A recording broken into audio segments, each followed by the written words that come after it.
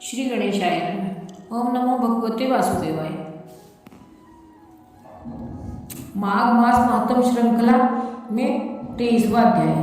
लोमस ऋषि कहने लगे कि जिस पिशाच को देवदूति ने मुक्त किया वह पहले द्रविड़ नगर में चित्र नाम वाला राजा था। वह बड़ा शूरवीर, सत्यपरायण तथा पुरोहितों को आगे करके यज्ञ आदि करता था।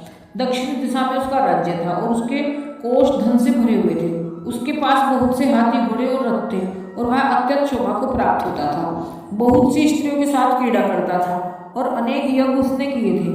वह नित्य अतिथियों की पूजा करता था और शस्त्र विद्या में निपुण था। ब्रह्मा, विष्णु, महेश तथा सूर्य की पूजा सदैव किया करता था। वह जंगल में भी स्त्रियों से घिरा हुआ क्रीड़ा किया करता था। एक बार वह पाखंडियों के मंदिर में गया और वेदहीन भस्म लगाए महात्मा बने हुए पाखंडियों से उस राजा की बातचीत हुई। पाखंडियों ने कहा कि हे राजन, शैव धर्म की महिमा सुनो। इस धर्म के प्रभाव से मनुष्य पाप को काटकर मुक्त हो जाता है। सब वर्णों में शैव मत ही मुक्ति देने वाला है।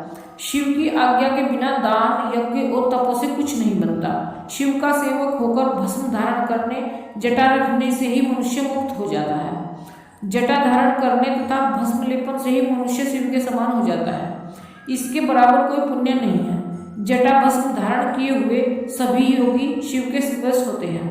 अंध, जड़, नपुंसक तथा मूर्ख सब जटा से ही पहचाने जाते हैं। शूद्र वर्ण के शैव भी पूजनीय हैं।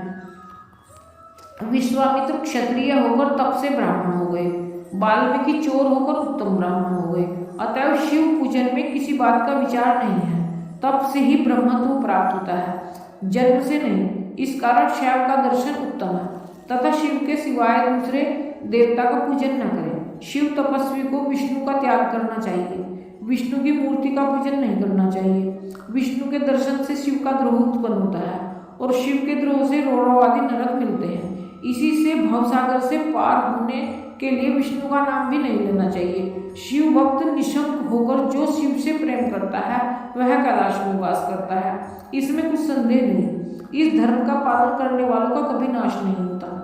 इस पाखंडी के ऐसे वचन सुनकर राजा ने मुंह में आकर उनका धर्म ग्रहण कर लिया और वैदिक धर्म को त्याग दिया।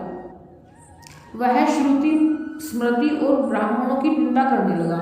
उसने अपने घर के अग्निहोत्र को बुझा दिया और धर्म के कार्य बंद कर दिए। विष्णु की निंदा और वैष्णवों से द्वेष करने लगा और बोला, कहाँ है विष्णु? कहाँ देखा जाता है? कहाँ रहता है? किसने देखा है?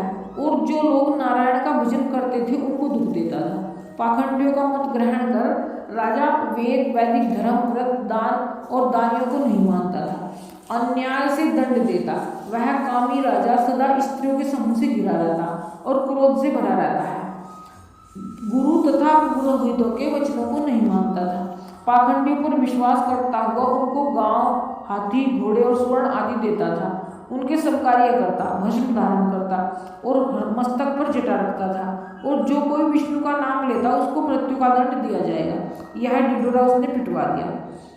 उसके भय से ब्राह्मणों तथा वैष्णवों ने उस देश को छोड़ दिया और दूसरे देशों में चले गए। सारे देशवासी केवल नदी के जल से जीते थे। जीविका से दुखी होकर वृक्ष आदि नहीं लगाते थे, न ही खेती बाड़ी करते थे। प्रजा अन्न के अभाव से सड़ा गला अन्न भी खा लेती थी। आचार, विचार, अग्नि क्रिया सबको छोड़कर काल रूप की तरह वह राजा शासन करता था। कुछ काल पश्चात उस राजा की मृत्यु हो गई और वैदिक रीति से उसकी क्रिया भी नहीं की गई। वह यमदूतों से अनेक प्रकार के दुख उठाता रहा। कहीं लोहे की कीलों पर से चलना पड़ा, कहीं जलते अंगारों पर चलना पड़ा जहाँ सूर्य अति तीव्र था और न कोई छाया का वृक्ष था। कहीं लोहे के डंडों से पीटा गया, कहीं बड़े बड़े दांतों वाले भेड़ियों कुत्तों से काटा गया। इसी प्रकार दूसरे पापियों का हाहाकार सुनता हुआ वह राजा यमलोक में पहुंचा। इस प्रकार 23वां अध्याय समाप्त। ओम नमो भगवते वासुदेवाय। जय श्री कृष्ण।